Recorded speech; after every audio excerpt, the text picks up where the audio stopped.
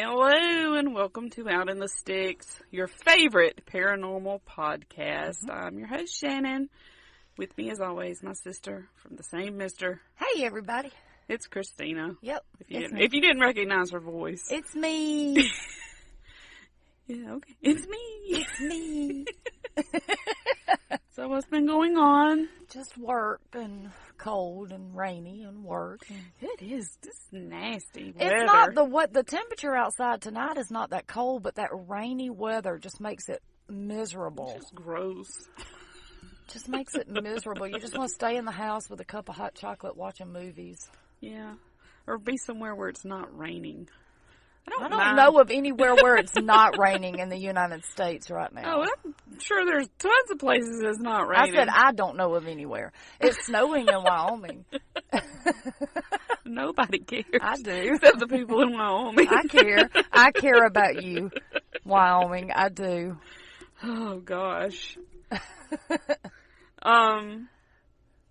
So, like we said, this is our paranormal podcast. Yes. If you know us and listen to our other podcast, we have a true crime comedy podcast that's one crime at a time. So if you're into true crime and you like your true crime with a little bit of ridiculous humor.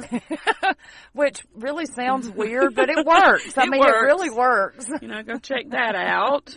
If you want to hit us up on Twitter or Instagram, we're on both of those. You can reach us at OITS_podcast.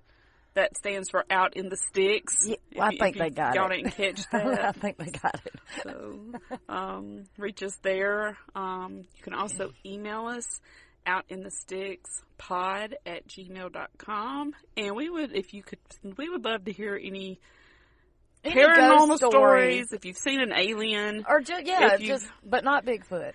If you've seen Bigfoot. Not Bigfoot. I want your Bigfoot stories. Not Bigfoot. I want your Bigfoot stories. Send them. No. We will read them. You can read them. If you've been abducted by aliens, if you've been haunted by a ghost, if you've been possessed by a demon. Or you know somebody who's been through this. Or you just saw Get their permission first. Or you just saw some weird shit one time. Yeah, really. Which, this day and time. It don't have to be paranormal. I mean, this day and time, that kind of stuff is really common. You just saw some weird shit. We want to hear that too. I was watching YouTube the other day and saw a car fly through the air. I thought that was pretty weird. Because it flew like 100 yards. Damn. But, like we do on our other podcasts, we read all of our reviews. We do. So I'm going to read this week's review that we got. And guys, if you would be so kind as to go leave us a rating and a review on iTunes, we would be forever grateful because that really does help us out. So this week, this is weird.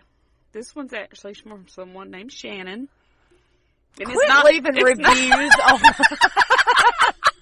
I go on there and leave fake reviews so that we'll... Stop it.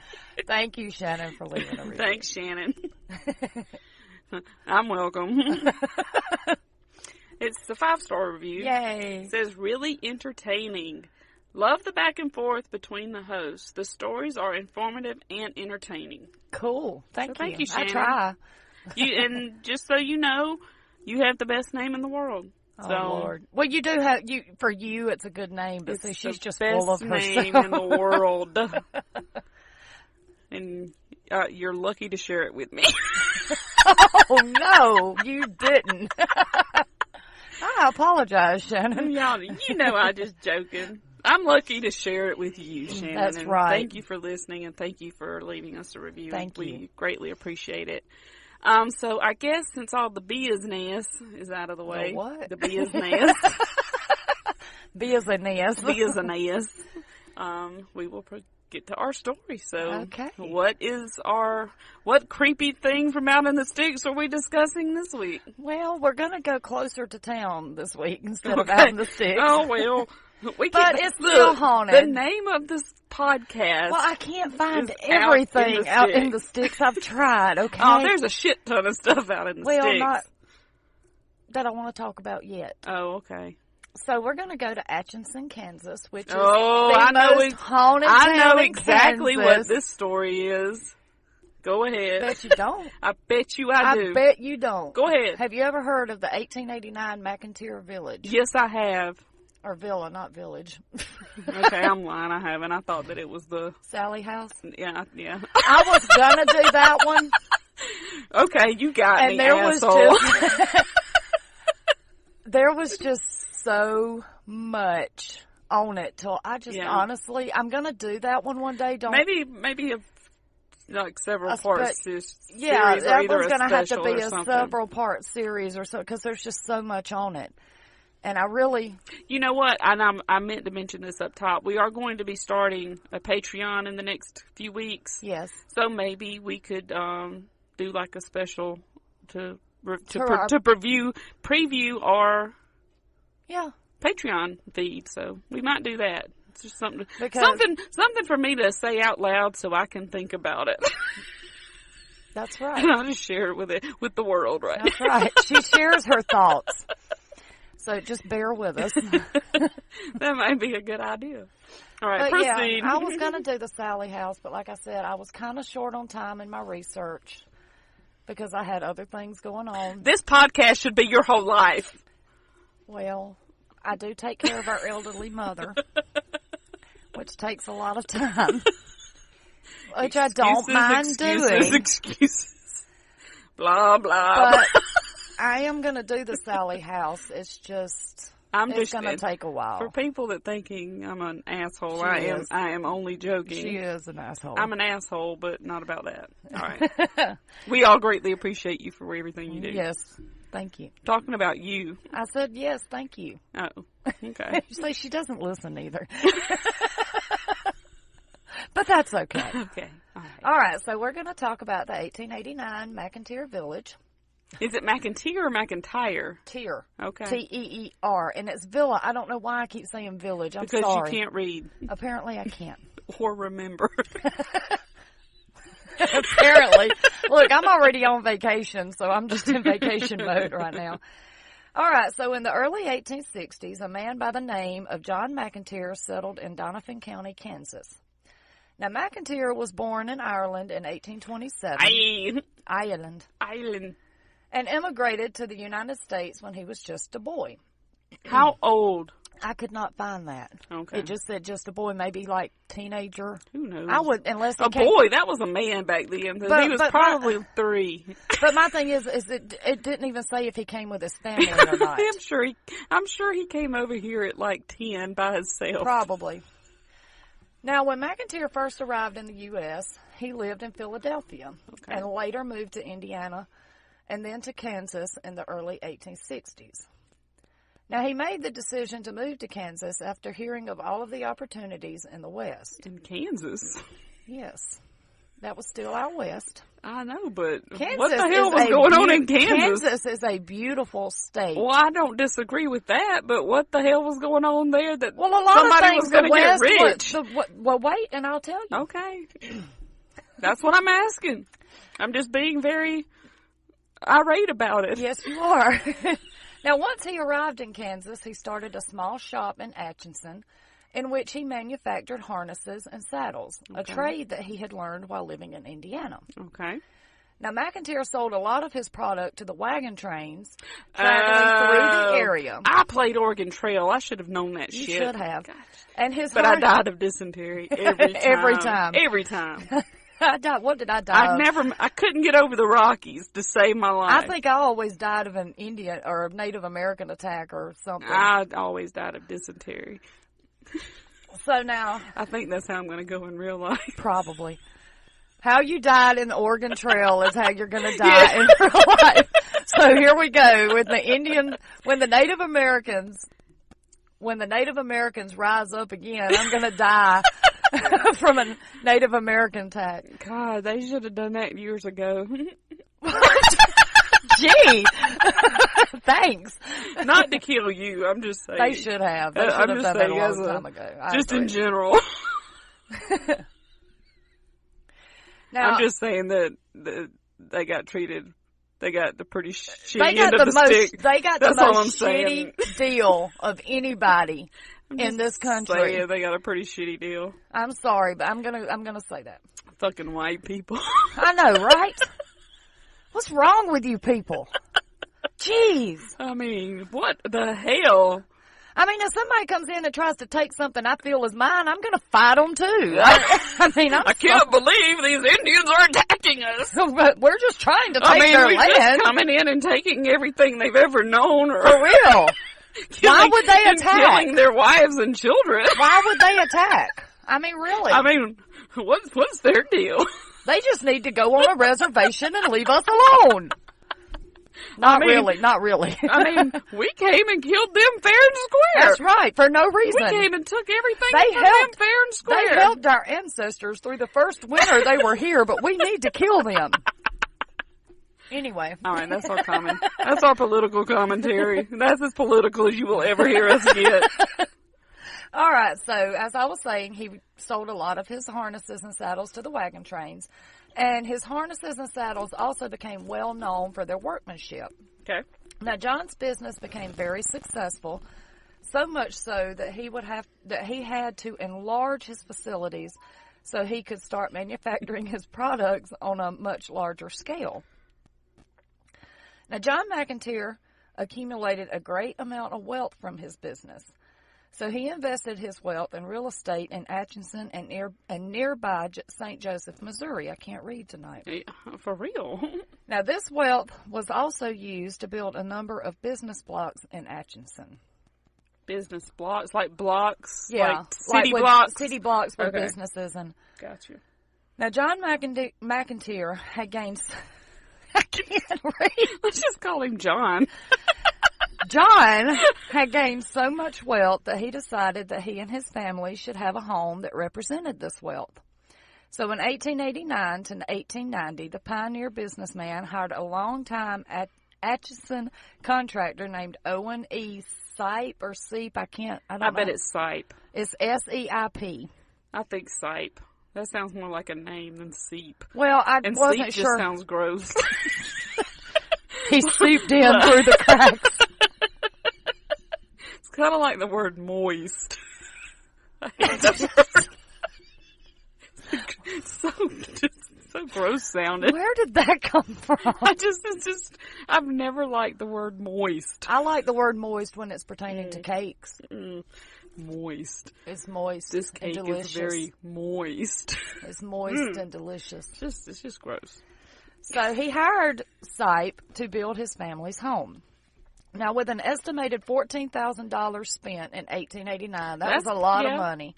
That's probably, what is that today? That's I think it's like at least 3.9 trillion, 4 billion. I would say in the millions, not billions. $3,497,368.37. I just looked it up. That's very accurate to the point. So with I'm good at that. That's my job here is to what? To provide rattle. To provide facts. Oh, okay.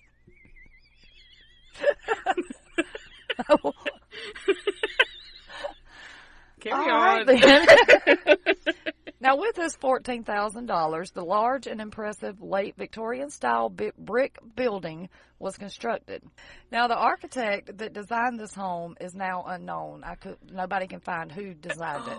What if it's like that dude that built the staircase at the out in the middle nunnery of nowhere? That time? Wasn't that New Mexico? I think so. Isn't he like buried under the house? I don't know, but I remember watching that on Unsolved Mysteries. They were showing a TV show in 1980-something, trying to find a guy that existed in 1850-something and thinking that somebody that would call him that knew him. Okay. You're talking about 130 years here, people. So, yeah, I don't think they're going to find anybody who knew him from 130 years ago. I'm just saying. And that was in the 80s, so it's even longer now. I'm just saying that aired in the late 80s looking for someone. Idiots. That's the greatest show ever. It's a good show, but, I mean, let's be realistic, I know. people. Look, I didn't catch on to it at the time, but now that I was just sitting here thinking about it just now when I was about to tell the story of that episode, it dawned on me how ridiculous that was. Exactly. Okay. Okay. Now, the McInteer Villa is today known as one of Atchison's most unique residences. Now, the family moved into the home in 1890. And in 1892, 2 years after moving into the home, Alice, the first wife of John McInteer, died. That means I was about to say that means she's fixing to die. Now, he continued to live in the home, and in 1895, he married his second wife, Anna Conlon. Wait a minute, what was the first wife's name? Alice. Oh, okay. He likes A's. He only marries A's. Now, Anna was a widow who had 3 sons. Okay. Now, John McInteer died in 1902, and Anna continued to live in the home for several more years after John's death. Anna lived in the home with a large number of her Conlon family, including many children. Okay, so I'm guessing she had more children. I'm either thinking it was like it's like her grandkids family's and stuff. like grandkids and things or maybe like that, her maybe nieces kids. and nephews. Okay. Because so after he died, she just moved the whole pretty much moved the whole family in. Now, after Anna's death in 1916, her brother, Judge Charles J. Conlon, and his family made the house their home. Now, they lived there until 1925, and from 1925 until 1950, the McInteer Villa was a rooming house, I guess, for like boarding house. Yeah. And after that, it sat vacant for 2 years. And in 1952, it was purchased by a retired violinist named Miss Isabel Altus. And according to her neighbors, Miss Altus was an eccentric, and she had a desire to restore this once grand home back to its former glory. Okay, why is that eccentric? I don't know. They didn't say why she was eccentric. I'm so eccentric, I'm going to buy this old home and restore it. I even looked Look out, I'm crazy. I even looked her up and couldn't find anything of what would make anybody think she was eccentric. So I don't know. I don't know, because she likes to hold stuff under her chin. I don't know. Maybe she likes to stand on her tippy toes on the roof of the house. I don't know. Fiddler on the roof. See? See what I did there? Hey, I got you. I caught on. Now, unfortunately, Miss Altus lacked the funds to accomplish this task. Oh, okay. Well, that would be kind of eccentric, I guess. I guess. Well, I mean, maybe in the 1960s that was eccentric. I don't know. This crazy lady bought this home without any money and thinks she's going to restore it. She's so eccentric. For real. The thing is, if she didn't have money, she should have been considered crazy. Well, maybe that's what they called eccentric back then. No, because rich people are eccentric and poor people are just crazy. It's the same thing. I know, but that's what I'm saying. That if you're rich, you get called eccentric, even though you're crazy. But if you're poor, you're just called crazy. Anyway. That's a fact, Jack. Thank you for that lesson. So in 1969, shortly before her death, Miss Altus sold the home to George Girardi. Now, Mr. Girardi had started to rehabilitate the home. What was his name? George Girardi. That's a great name. I love it. George Girardi.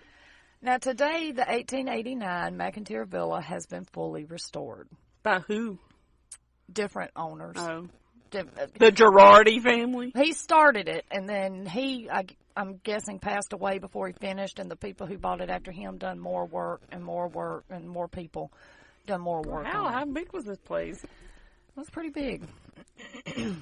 There have been 9 documented deaths in the home, all from natural causes, and 1 suicide. So they say. Well, that's what's written down on the documentation. You know, they didn't look into anything. They just somebody didn't. died at home. It was pretty much. I have no idea if that's true. It sounds good though. Now, there was 1 suicide in the home by Charles Donovan, which occurred on October 10th, 1922. Wait, who was he? Because I guess he was one of John's wife's family? Yeah. Okay. Now, trying to keep it all together. The current owners have had many reports of paranormal activity in the home. And some of the reported occurrences are... Can I guess? Go for it. Okay. Here we go. Let's see if she's right. Let's see. Feelings of dread. That's one. Okay. Number 2, a sensation of certain places of being cold. That's another one. Okay. Apparitions. Actually, no. No apparitions, No apparitions this time, okay. Things being moved. Yes. Okay, what is the other one that's always present? Let me think for just a minute.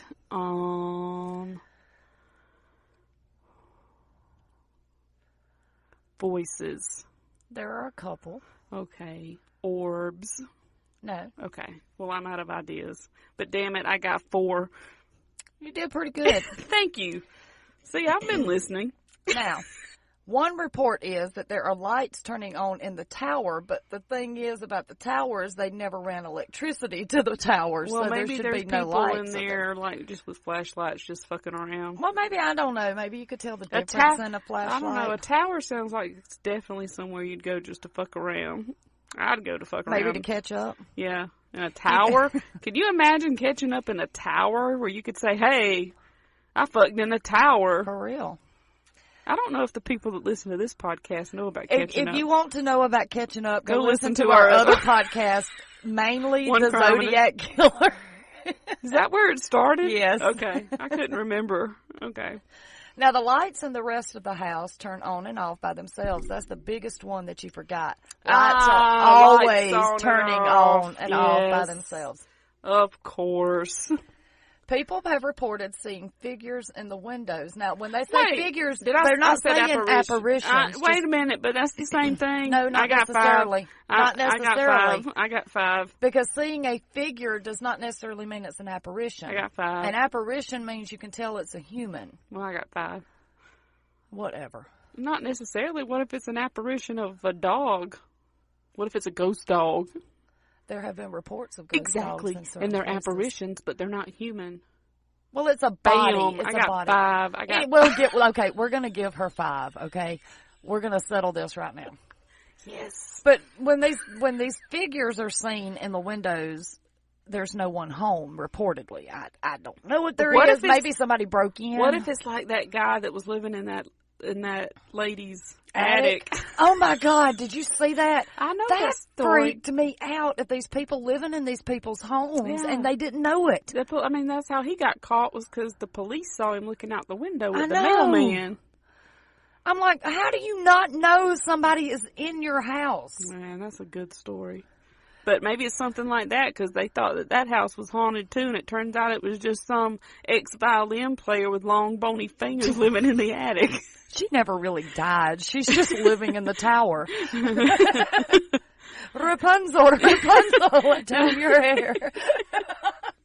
That dude that was living in the attic was a violin player with long, bony fingers. So maybe that lady that had the violin, that played the violin. Did you see the one on YouTube where there's like other people who had like there was one lady?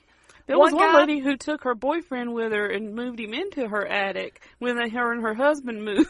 There was one place in China, I think, and the man was living alone, and he kept seeing stuff moved in his house, and come to find out there had been a lady living in his closet for 15 years. I'm like, how do you not know? That's not fucking true. There's no way it went on for 15 fucking I'm like, how years. do you not know that somebody is living in your closet? That's bullshit. I'm calling bullshit on that one. I mean, but even if it's like 2 days, how do you not know? Because you don't open that fucking closet. What it is when he was at home, there was like a shelf at the very top of the closet, and she would stay up there while he was at home. Listen, people, check your shit. Check your rooms in your house periodically, okay? You don't know what's in there. Apparently, a lot of people don't. Fucking weird. All right. That just freaks me out. Yeah, that's creepy as hell. I'd be much more scared of that than like somebody saying my house was haunted. Yeah. that's way more terrifying. Yeah, it is. Now, there are also reports that a speaker that was sitting on a counter was witnessed being thrown across the room. There are your things moving. Mm-hmm. Boxes have also been seen moving across the room. Yeah. Now, somebody's been watching Poltergeist. Yeah.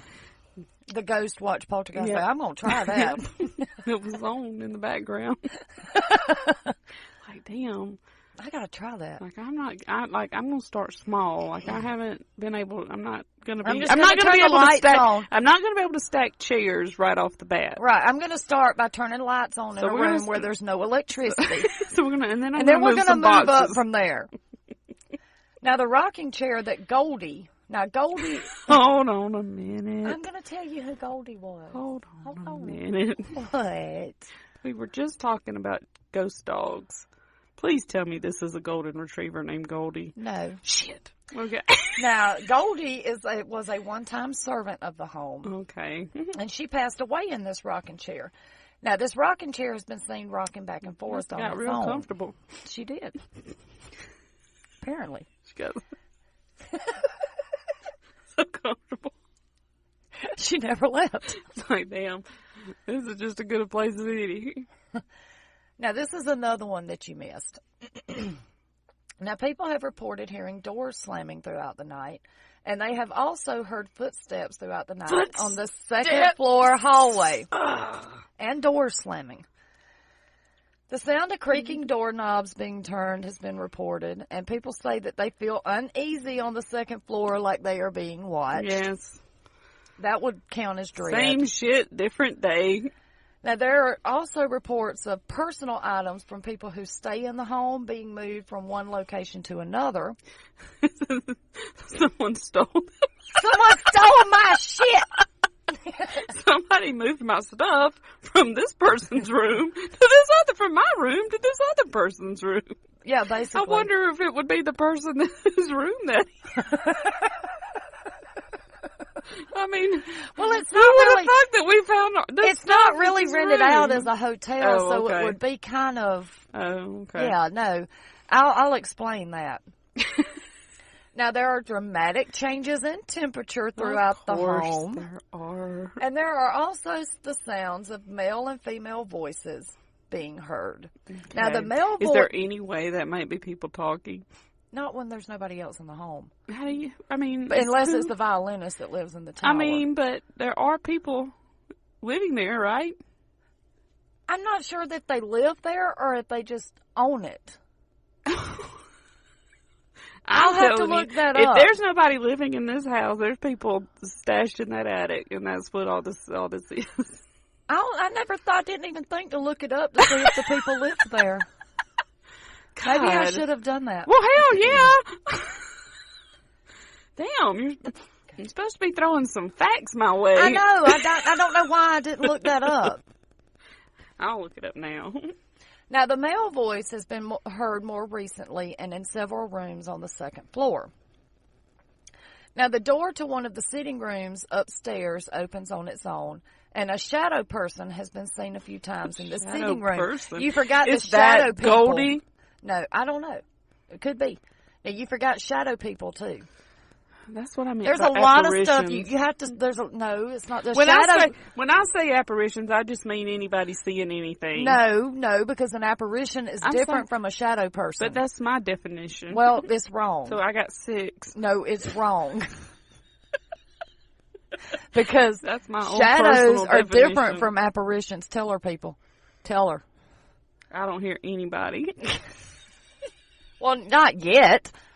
So people have also reported that they smell the hint of women's perfume and cigarettes throughout the home. Because nobody wears perfume or smokes anymore. Apparently not. Now, the second floor reportedly has a lot of shadows moving around, and it is said that one of these shadows has glowing eyes, and that one of them, a different one, is as large as the entire door frame of the children's room. So those are the reports of the paranormal activity that supposedly occurs in the McInteer Village. Gotcha. I have an update on the status. Please inform us whether they live there or not. It's owned by a couple named Stephanie and Jeff Neal. Okay. and they do not live there. They just own it and rent it out. They own it. No, they own it and host tours. But Historic and haunted tours. Yes, they do that. But let me finish my story. I'm reading it right here. I'm telling you. I know, but you have to look different places because not everything is on the same. This is the news. This is 41 Action News. But they're not going to tell you that they... just let me finish. The news is going to tell me everything I need to know. Now, the McInteer Villa is still one of the most unique, unusual, and picturesque houses built in Atchison. Now, the current owners rent the home for tours. Yeah, that's what I just said. Paranormal investigations. Overnight stays, or even weekend stays. That's not what this says. I don't care what that says. I read the website of the house. Okay?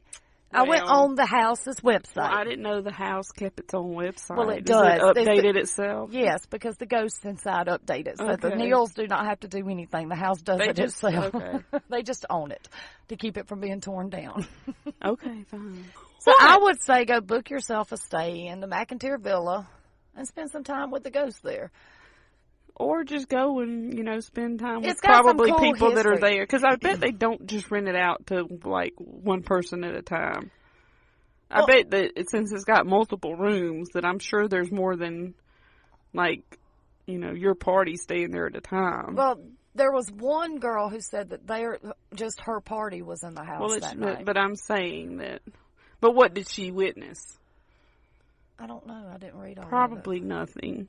All I know is I remember her, because I didn't read all of it, because I was not going to go with this one into, personal stories. I was just going to do the reports of the hauntings. And she was walking barefoot down the hardwood floor and was amazed that her feet didn't turn black. Well, there's these things called mops and brooms. I know, right? I don't know if you've ever heard of one or used one. She didn't have Zippy Mark feet. Which must mean she's used to having Zippy Mark feet when walking without her shoes. It must be. It's not how that works. It doesn't happen everywhere. No, it doesn't. All right. Well, that was an interesting story. Yeah, I just didn't want to go into any personal accounts. I just wanted to do kind of what they say happens in the home. So. All right. Well, guys, thanks for listening this week. Yes, we'll be back next week with a new sensational, creepy story. I'm going to the Northeast next week. Cool. Almost as far as you can go Northeast. Wow, almost. All right. So, like we said, you can hit us up on Twitter or Instagram at OITS_podcast. Yes. Email us outinthestickspod@gmail.com. If you're into true crime, into comedy, go listen to One Crime at a Time, our true crime podcast. If you could rate and review us on iTunes, and we would greatly, greatly, greatly appreciate it. And I guess until next week, that's it. Yes, that's it. And we just want to say thanks, guys, for listening. We really do appreciate it. Yes, thank you. And until next week, remember, the creepiest things happen out in the sticks. Yes, they do. Or in town in a haunted house. Or in town in Atchison, Kansas. Atchison, Kansas, just walking down the Kansas. I can't talk tonight, y'all. Something's wrong with me. All right, guys. We'll see you next week. See you next week. Bye.